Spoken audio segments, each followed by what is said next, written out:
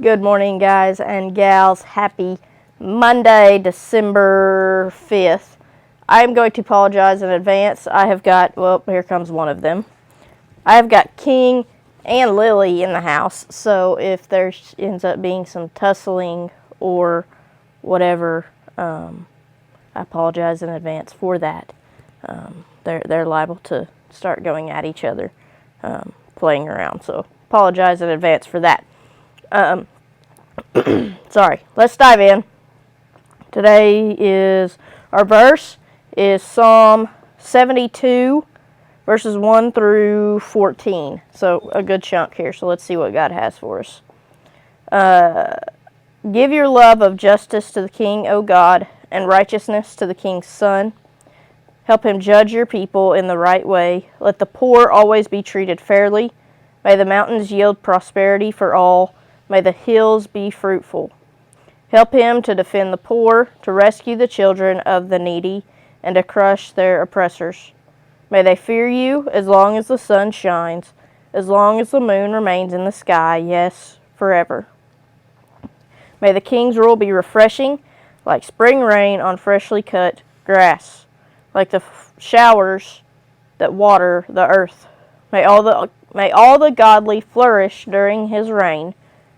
May there be abundant prosperity until the moon is no more. May he reign from sea to sea. May he reign from sea to sea and from the Euphrates River to the ends of the earth. Desert nomads will bow before him. His enemies will fall before him in the dust. The western kings of Tarshish and other distant lands will bring him tribute. The eastern kings of Sheba and Seba will bring him gifts. All kings will bow before him, and all nations will serve him. He will rescue the poor when they cry to him. He will help the oppressed and have no one to defend them. He feels pity for the weak and the needy.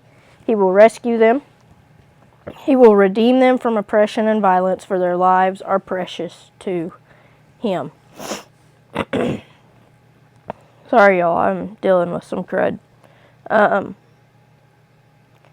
title today, The King Above All Kings.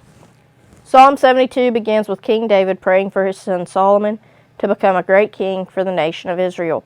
As the psalm continues, David begins dreaming of the perfect king, prophesying what would be true of the reign of Jesus.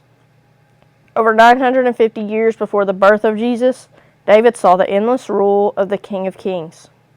This king would be known for his compassion and his rescue of the needy and distraught. He would defend oppression and violence, and it would be obvious that his people were precious to him. For these reasons, David declared that all kings would bow down to him and all nations would serve him. David recognized that deep compassion and care for God's people, as well as warring against and forever defeating oppression, were the signs of a perfect king, one whose moral judgment and selflessness would never be compromised. In addition to being the moment the Savior came into the world, Christmas marks the beginning of a legacy of eternity's greatest king. Jesus will continue to reign long after the kings and kingdoms of this world pass away, and we will get to live under the covering of his perfect love forever. You know, one of the key components that they taught with the mission group that I went with on my mission trips, one of the key components was that we're not starting the work and we're not ending the work, right? God was there long before we got there, and he'll be there long after we leave. Jesus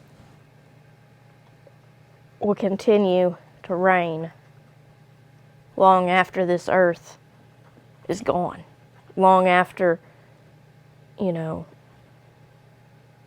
we pass away, long after our grandkids pass away, long after our great-great-great-grandkids pass away, right? Jesus is still going to be on the throne.